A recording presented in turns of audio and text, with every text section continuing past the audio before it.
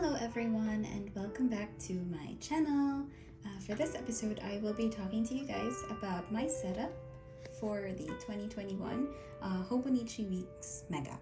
I've actually cut this video into 5 parts, namely the design, the year at a glance, the monthly view, the weekly view, and the notes or free pages. So the specific timestamps can be found in the description box below for your ease. And without further ado, let's jump right into the design portion.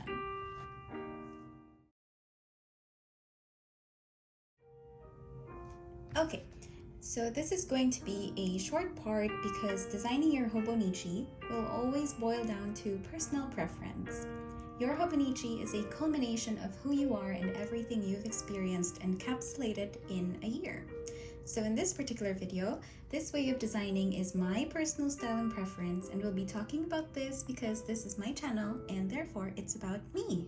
Just kidding. Okay, going back. When it comes to designing my Hobonichi in preparation for the coming year, I like to keep things as minimal as possible. So I make it a point to leave a lot of room for writing and the possibility of my wanting to design it differently as the year progresses. I also like to design my Hobonichi with functionality in mind. For me, it's really something special when the aesthetically pleasing go hand in hand with a particular usefulness.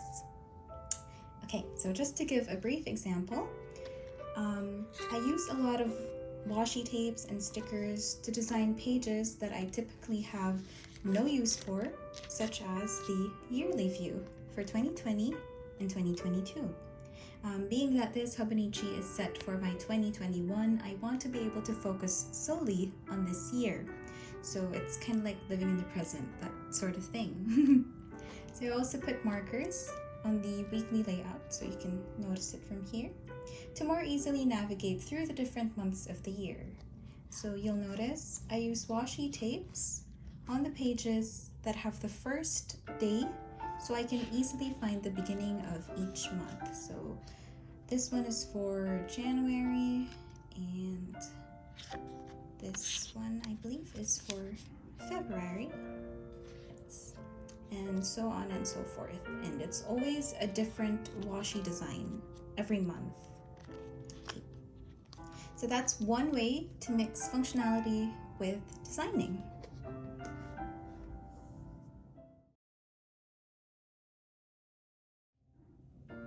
Okay, so for this particular part of the Hobonichi, shows you the entire 2021 at a glance, with 6 months allotted for the 2 pages and some free space on the top portion.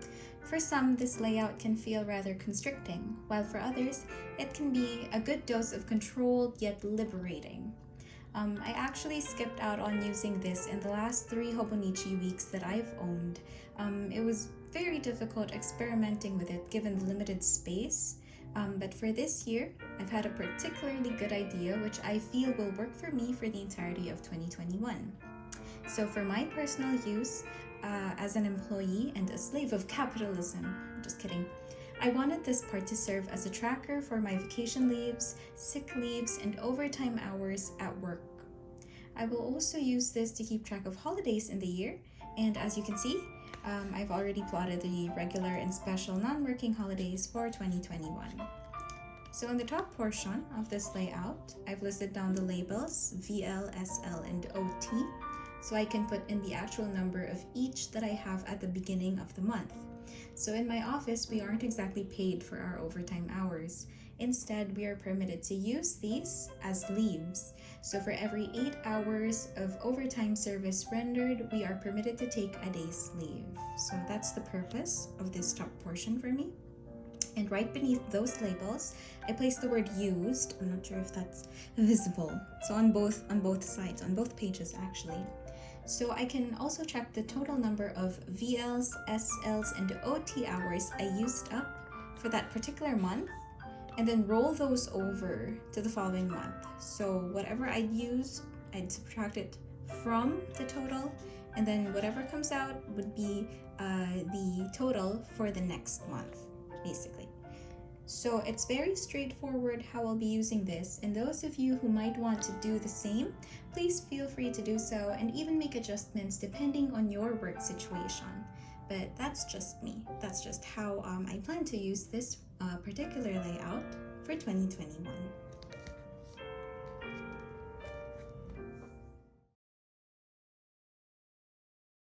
Okay, so for my monthly view, the Hobonichi weeks typically starts on the December of the previous year. So you'll notice this one shows December 2020. So I usually leave this part untouched and proceed to designing and filling out the actual months of the year to come.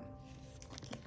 So for my monthlies, I again make sure to design very minimally, usually sticking to the corners to maximize the rest of the space for writing.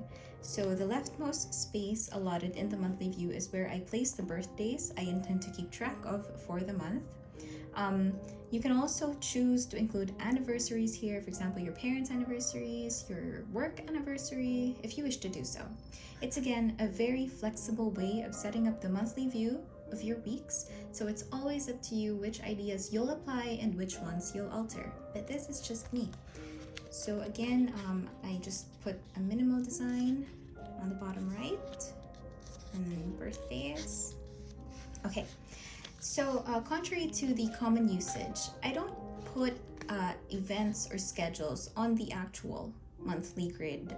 For those of you who had already watched my unboxing video of the 2021 Hobonichi, you would have been given a preview of how I actually use this portion. So I use each day to write one thing I was grateful for. It could be a person, an event, an item, or anything that comes to mind that makes you particularly happy for that day. I've been using this on my current 2020 Hobonichi since the middle of July, and I plan to continue using the same for my 2021. So you'll notice here, this is actually my November, my October, my September, August, and as I mentioned, I started mid-July. So I've been tracking my daily gratefulness for 2022 actually, and I plan to do the same for my 2021. So I call it my gratefulness tracker, as it is a collection of everything that had given me fond memories throughout the year. So it's a nice thing to get back to every now and again.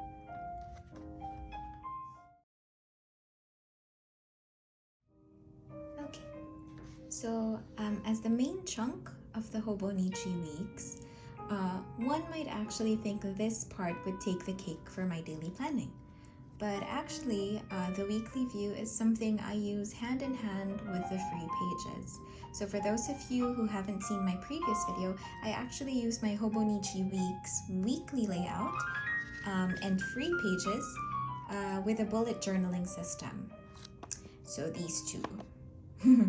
The weekly layout is what I use for my future logs. So I mainly put in the events and reminders per day on this portion. And on the gridded right side of the page, each week is where I put in my thoughts or memories for that specific day.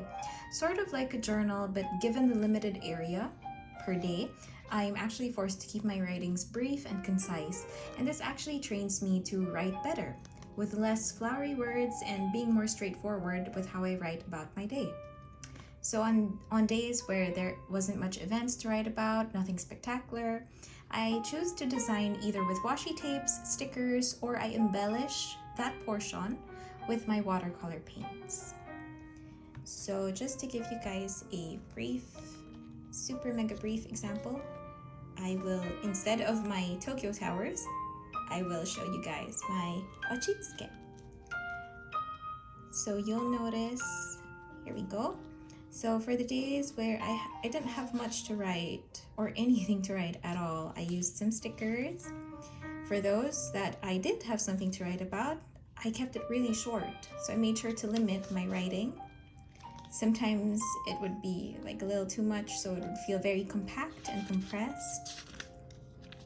Okay, so sometimes more stickers, canceled events, so I just cross them out. So I also have these symbols. So if it's an open circle, it's an event. If it's a line, it's a reminder or a note. Okay. So just running down all of these pages just so you guys can see. Okay. So again, this is another way to more flexibly use your Hobonichi weeks.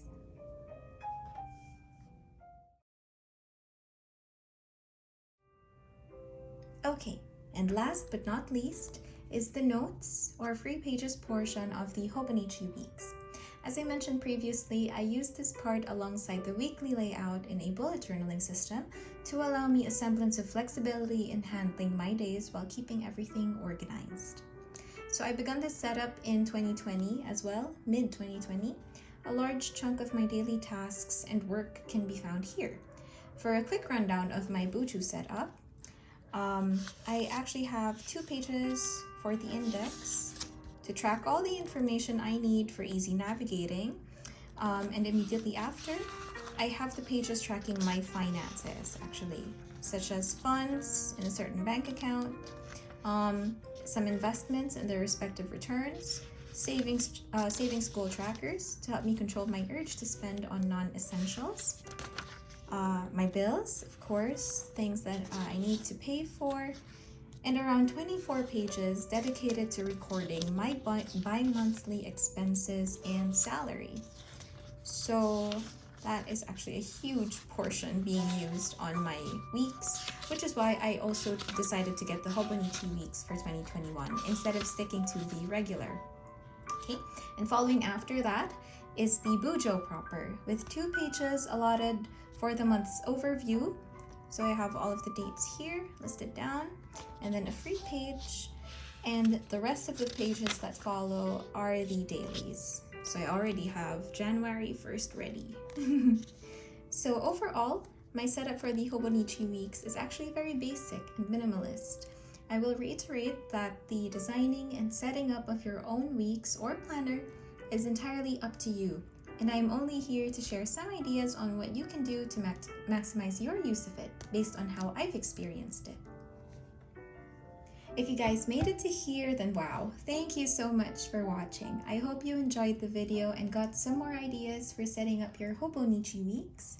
Please hit the thumbs up if you like this video, and for more content, subscribe to my channel and hit the bell button beside it to be notified in case I have a new video up.